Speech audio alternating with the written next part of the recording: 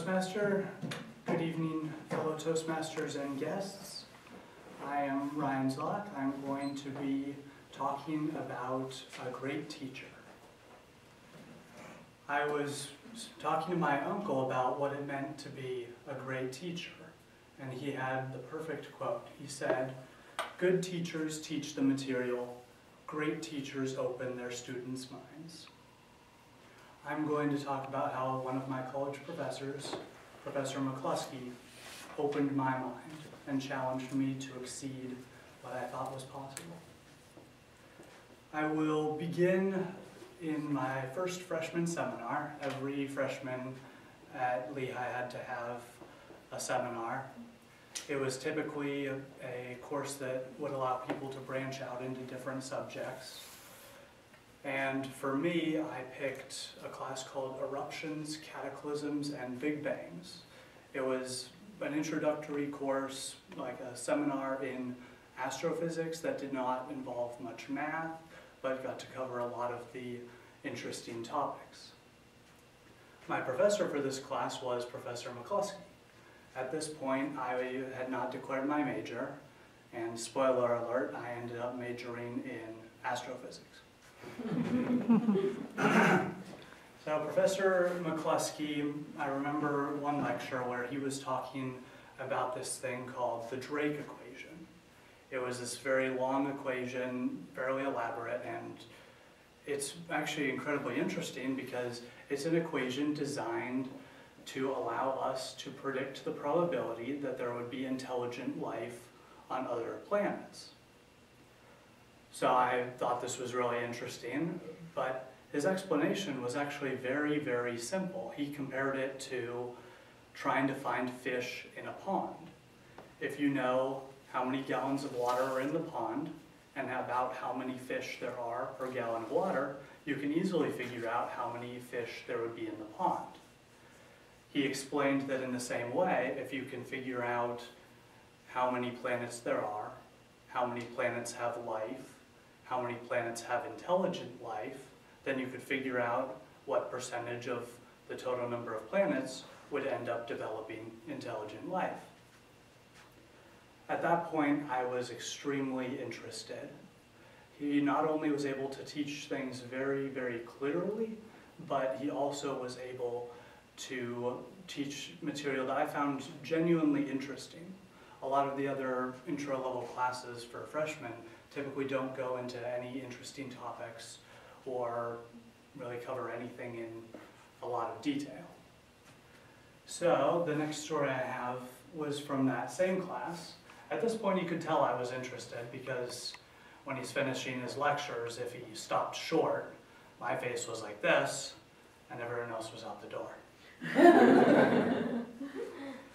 So I was talking to him about one of our homework assignments. Our homework assignments were typically about an hour long, and it was once a week. So this was a lot more than a standard seminar, but still not too ambitious of an ask for freshmen.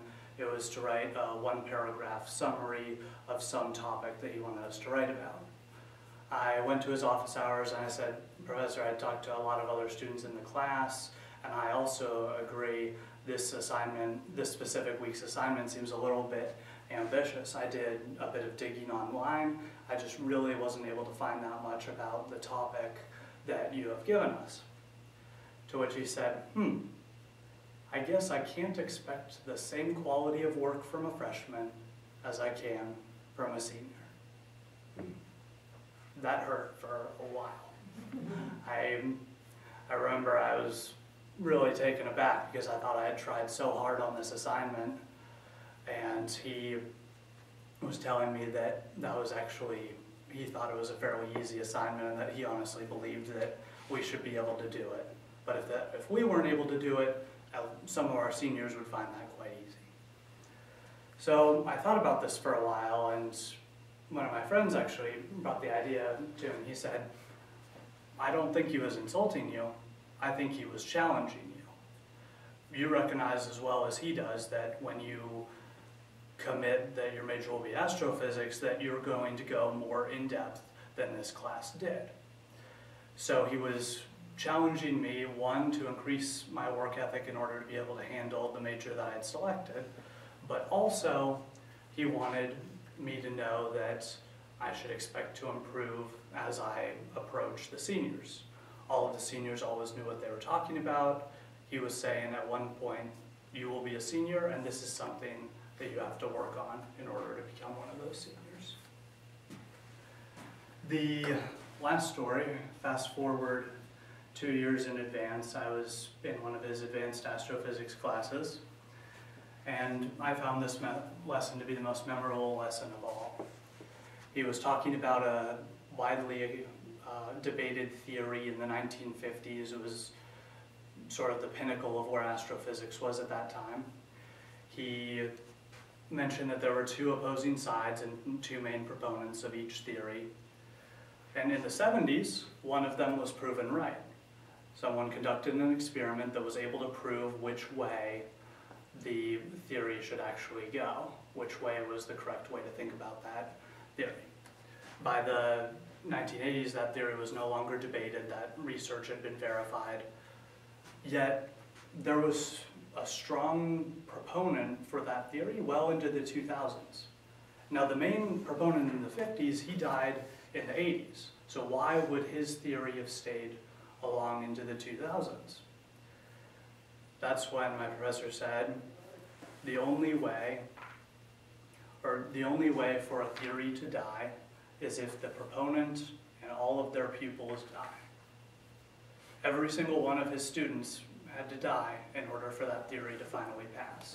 Every one of them believed so strongly that he was right, even in the face of insurmountable evidence from others, that they were no longer able to think about the issue like a scientist.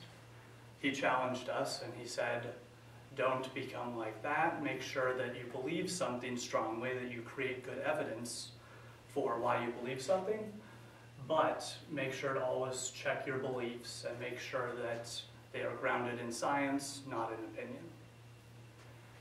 I think that was the most important lesson he taught me, and I think that's one of the most important lessons someone can learn.